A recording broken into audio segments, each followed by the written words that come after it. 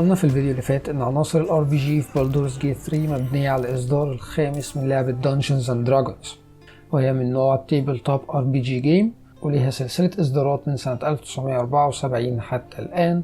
لها جنرا من الالعاب خاص بيها مشهور باسم D&D جيمز. في زمن ما قبل الفيديو جيمز كانت العاب التيبل توب او العاب ما فوق الطاولة السبيل الوحيد للعب تقمص الادوار او الرول بلاينج جيم. عشان احاول اقرب لك الصورة اكتر، ممكن انا بتكلم عن العاب زي بنك الحظ او لعبة مونوبولي، ولو حد شاف مسلسل سترينجر ثينجز اول مشهد فيه الشخصيات الاساسية كانت بتلعب دانجنز اند دراجونز، كتير بيعتبروا ان ظهور دانجنز اند دراجونز هو بداية العاب تقمص الادوار الحديثة، تطور الصناعة باكملها. كان ليها تأثير كبير جدا على صناعة العاب الار بي جي في صورتها كفيديو جيم. طريقة اللعب Dungeons and Dragons باختصار تقدر تلعبها في بارتي من فردين إلى 6 أفراد، كل منهم بيبدأ ببناء الشخصية بتاعته بتفاصيل زي الريس، كلاس، أو توزيع النقط على الابيليتيز الأساسية، تفاصيل تانية كتير عن الشخصية. بيكون في شخص إضافي اسمه الدنجن ماستر، وهو منظم للجيم ومسؤول عن خلق التفاصيل والتحديات للاعبين خلال المغامرة، وتقريبا كل حاجة ما عدا قرارات وأكشنز اللاعبين. وهنا بيجي دور الدايس أو النرد في تحديد نجاح أكشنز وقرارات اللاعبين. فعلى حسب مستوى السكيل أو المهارة بتاعة الكاركتر في عمل أكشن معين بيتم إضافة بونus بوينتس على نتيجة رمي النرد، وده يزيد من نجاح الأكشن اللي هو عايز يعمله. فلارين استوديو وهو بيطور بلدورز جيت 3 يحاول إنه يمزج عناصر اللعبة الأساسية من Dungeons and Dragons مع عناصر الار بي جي اللي احنا متعودين عليها، عشان ينتج تجربة جديدة وفريدة من نوعها. برأي النقاد والريفيورز كانت تطور في صناعة ألعاب الار بي جي، وعلت الستاندرد أو المستوى المطلوب في الألعاب الار بي جي في المستقبل.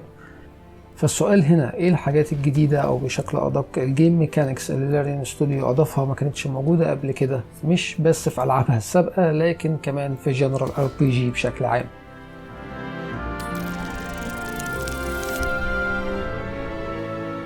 اول حاجة عملها لارين ستوديو هو اضافة الدايس رول سيستم او رمي النرد اللي موجود في Dungeons and Dragons، ودي اول حاجة هتلاحظها لما تبتدي تلعب اللعبة. تقريبا معظم الاكشنز في الكومبات او القرارات اللي ممكن ناخدها في المحادثات زي عند استخدام مهارة البرسويجن بيتم فيها اي رمي زي نرد من النوع العشريني، بمعنى ان قدامك 20 نتيجة محتملة، والرقم اللي المفروض يطلع لك بعد رمي النرد ده لازم يكون مساوي او اعلى من الرقم المطلوب عشان الاكشن ده ينجح.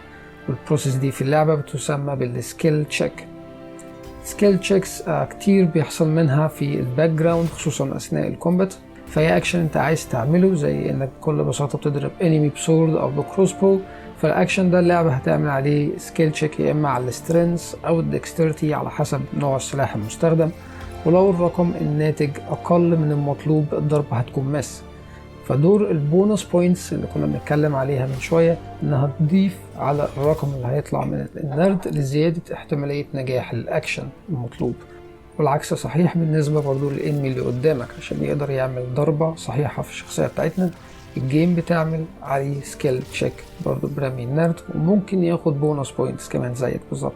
دي من احلى الحاجات اللي عجبتني في اللعبة، في كل الشخصيات اللي موجودة حتى الحيوانات او الوحوش او الام بي سيز بينطبق عليها نفس قوانين وسيستمز الار بي جي اللي بتنطبق على شخصيتك الاساسية والكومبانيونز بتوعنا.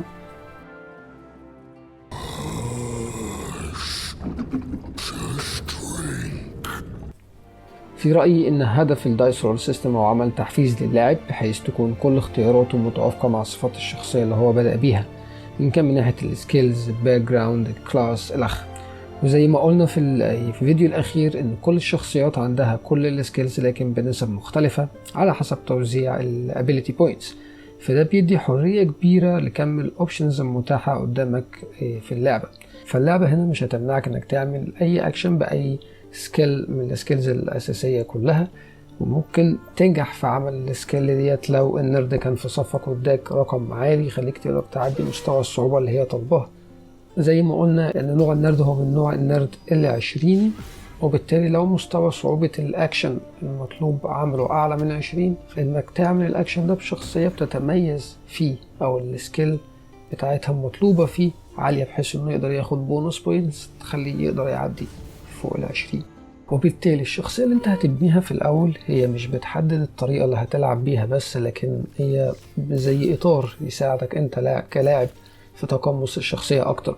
من الناحية التانية الجيم بتكافئك ببونus بوينتس للتغلب على نسبة الحظ في رمي النرد، بس لو لعبت وفقا لمواصفات الكاركتر بتاعك. فلما تحاول تضرب انمي من مسافة قريبة ومع ذلك ممكن تمس هيت مرة واثنين وثلاثة لحد ما تجيب هيت واحدة بس فيه في خلال 3 أدوار، والسبب ممكن حاجات كتير. فعلى حسب الستاتس بتاعت الشخصية بتاعتك أو الستاتس الانمي اللي قدامك، ممكن تكون انت ماسك سلاح أو ارمر مش متوافق مع الكلاس فبتاخد بينالتي على الاكشنز بتاعتك. ممكن يكون السبب صفة في الانمي نفسه زي المقاومة لنوع معين من الدمج كانت ماجيك أو غير ماجيك. فيفضل دايما عند بداية أي باتل تعرف خصائص كل انمي قدامك، هتعرف ايه هي نقط ضعفه وده هيسهل عليك الفايت كتير. أحد أهم الاختلافات الموجودة في Baldur's Gate 3 عن باقي ألعاب ال RPG عموما هو كيفية عمل سيستم الاتريبيوتس أو الستاتس بتاعت كل شخصية، فتم تغييرها في Baldur's Gate 3 إلى اسم Abilities، وده شرحته في الفيديو اللي فات بالتفصيل. لكن اللي ما قلتهوش هو ايه اللي بيحصل للابيليتيز ديت والبوينتات بتاعتها لما بنليفل اب اي شخصيه معانا.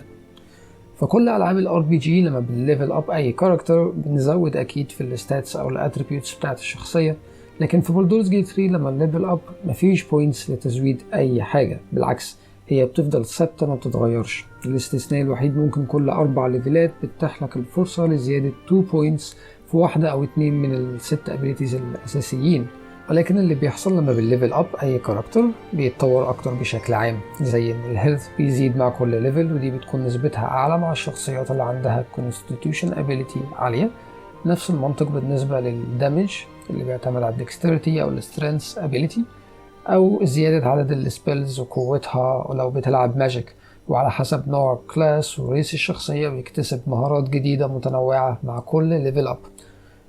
وعشان كده المطور غير وصفها في اللعبة من كلمة ستات أو attribute إلى كلمة ability، وكل ما رقم الابيليتي ده كان أعلى من 10 بتاخد بونus بوينتس، ولو أقل من 10 بتاخد penalty بوينتس على الابيليتي دي.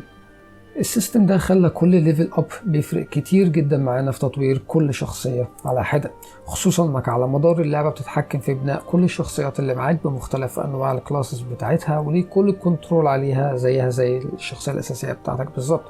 فالحفاظ على نظام بوينتس ثابت بيحافظ على التوازن اللي بتحتاجه الشخصية بتاعتك، مع العلم ان الماكس ليفل اللي ممكن توصله هو 12 فقط حتى الان، وهو رقم قليل بالنسبة للعبة RPG بالحجم ده. لكن لما وصلت الليفل 8 أو 9 تفهمت الرقم ده جدا وقد ايه ان كل ليفل اب ليه تأثير كبير على تطور وقوة كل شخصية. Baldur's Gate 3 اشتهرت انها واحدة من اعقد العاب ال RPG systems بشكل عام، لكن نظام الابيليتيز وربطها بالسكيلز وصفات الشخصية وطريقة التلفيل يمكن في رأيي هو نظام أبسط ومباشر من اللي احنا معتادين دايما عليه في الألعاب ال RPG التانية. فبدل كل ليفل موجع دماغي بتوزيع بوينتات على الاتريبيوتس بتاعتي، وغالبا بتتوزع في الآخر على الستاتس أو الاتريبيوتس اللي الشخصية بتاعتي بتتميز فيها، لكن التركيز هنا بيكون أكتر على تطوير الشخصية نفسها.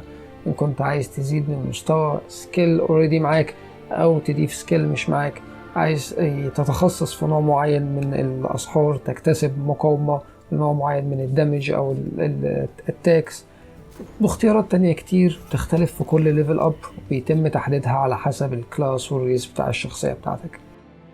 شكرا مشاهدة الفيديو للنهاية وأتمنى يكون عجبكم. ياريت نعمل لايك وسبسكرايب ودعم القناة ليصلكم كل جديد. كان معكم محمد صالح من سولز جيمنج، وأشوفكم في الفيديو القادم إن شاء الله.